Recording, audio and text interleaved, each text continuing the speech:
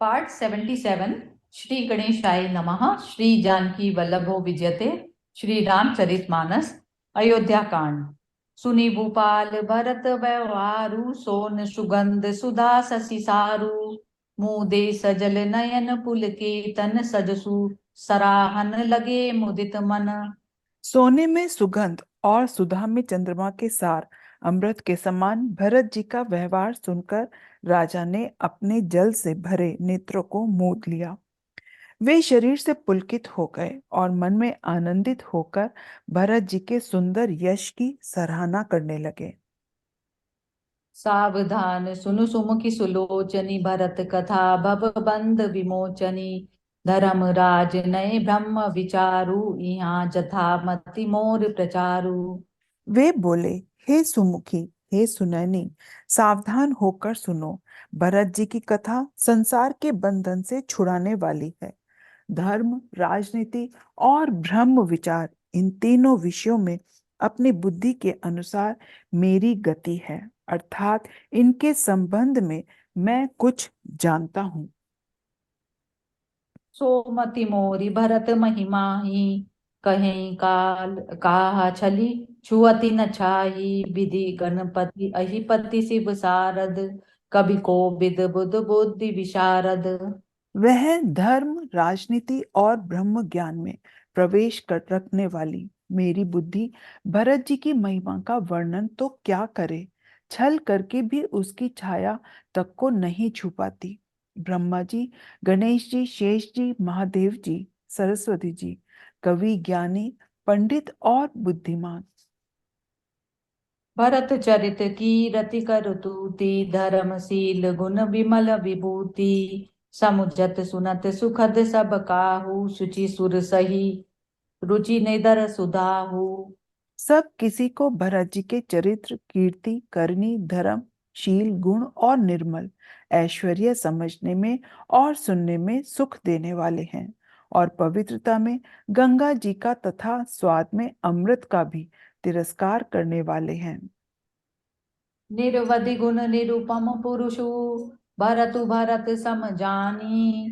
कहें सुमीर किसेर सम, कवि कुलमति सकुचानी। मंगल भवन अमंगल हारी, द्रव उस दशरथ अजिर बिहारी।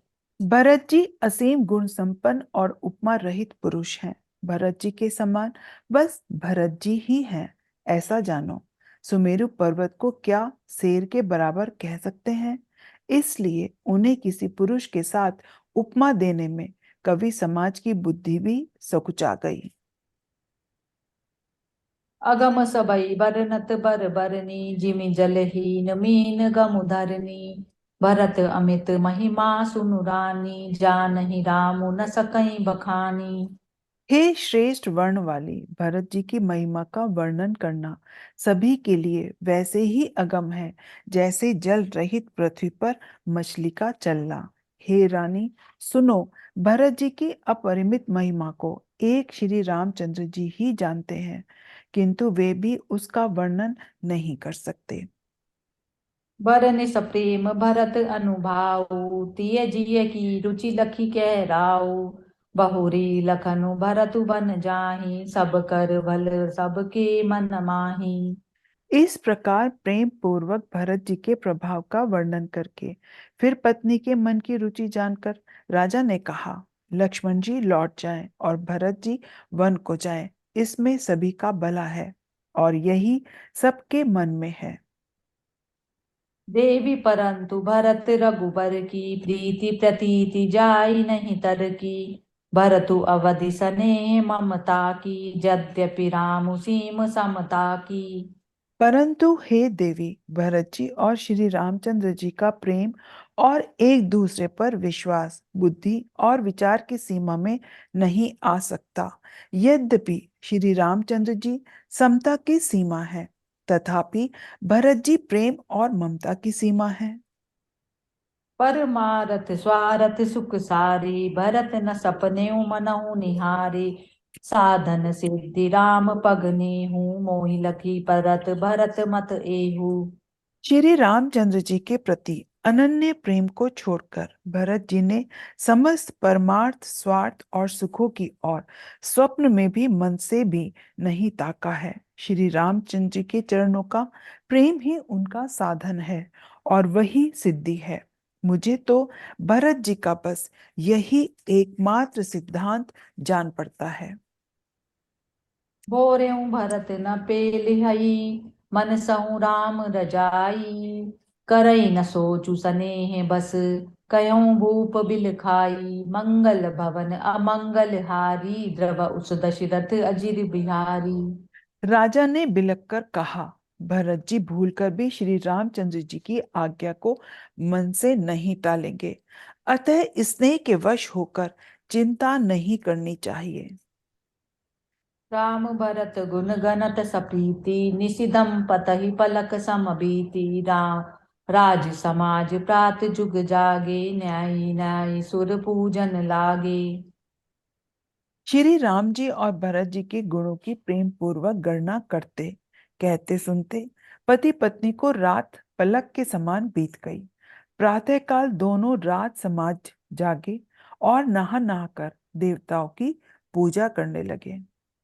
गीत नहाय गुर पहिर गुराई, बंदी चरण बोले रुख पाई। नाथ भरतपुर जन महतारी, शोक बिकल बनवास दुखारी।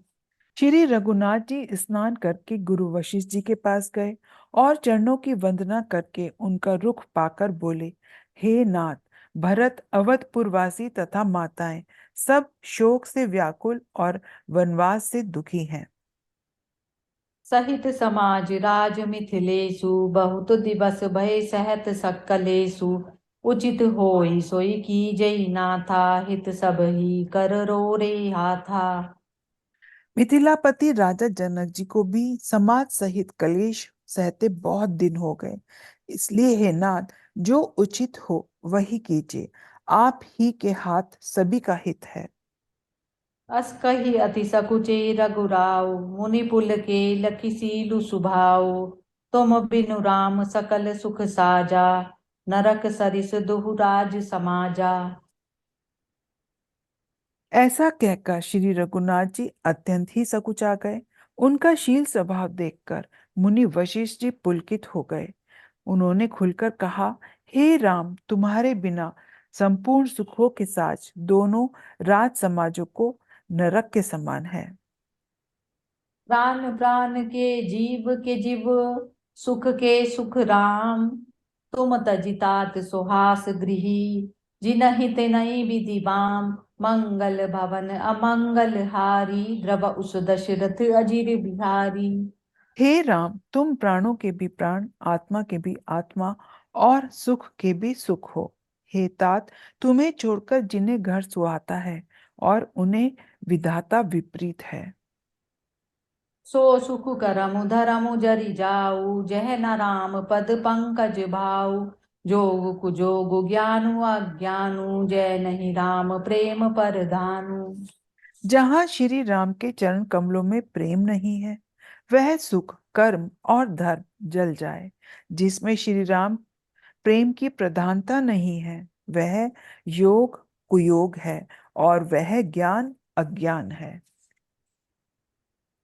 तुम बिनु दुखी सुखी तुम देही, तुम जानो जिय जो जेहि केही। राउर आय सुसिर सब ही के, विदित कृपालहि गति सबनी के। तुम्हारे बिना ही सब दुखी हैं और जो सुखी हैं वे तुम्ही से सुखी हैं। जिस किसी के जी में जो कुछ है तुम सब जानते हो। आपकी आज्ञा सभी के सिर पर है। आपको सभी की स्थिति अच्छी तरह मालूम है। आपो आश्रम धारे पाऊ, भयउ सनेह शिथिल मुनि राऊ। करि प्रणाम तब राम सिधाए, ऋषि धरि धीर जनक पहियाए। अतः आप आश्रम को पधारिए। इतना कह मुनिराज स्नेह से शिथिल हो गए। तब श्री राम जी प्रणाम करके चले गए और ऋषि वशिष्ठ जी धीरज धरकर जनक जी के पास आए। राम बचन गुर ने पहि सुनाए, सील सनेह सुभाए सुहाए। महाराज अब की जय सोई, सब कर धर्म सहित हित होई।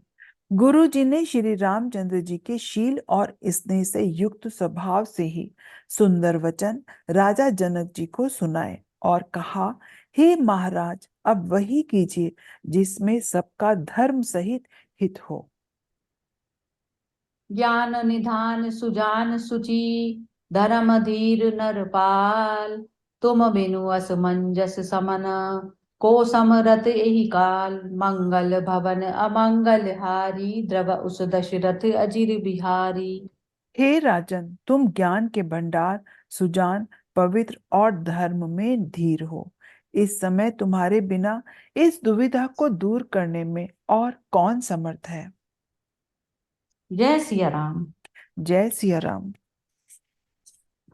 जय राम जय राम जय राम जय राम।